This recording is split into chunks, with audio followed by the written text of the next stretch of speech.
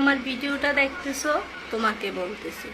আচ্ছা ধরো তুমি আমার বন্ধু, এখন আমার যদি মন খারাপ হয় তাহলে কি তুমি আমাকে গান শোনাবে আমার মন ভালো করার জন্য? কমেন্ট করে জানাই। আপনি যে আমার ভিডিওটা দেখতেছেন আপনাকেই বলতেছি, থাক আজকে আর আমি বলবো না, আপনি বলে দেন, কারণ আমি জানি আপনি অনেক চালাক চতুর বুদ্ধিমতী ভালো একজন মানুষ।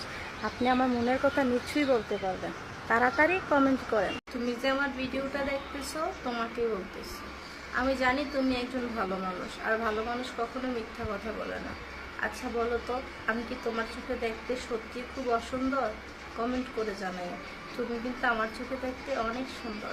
তুমি যে আমার ভিডিওটা দেখতেছো তোমাকেই বলতেছি, যদি আমাকে ভালো লাগে তাহলে আমার আইডিটা ফলো করে দিও, আর যদি আগে থেকে ফলো করে দিও তাহলে তোমাকে একটা গিফট দিব।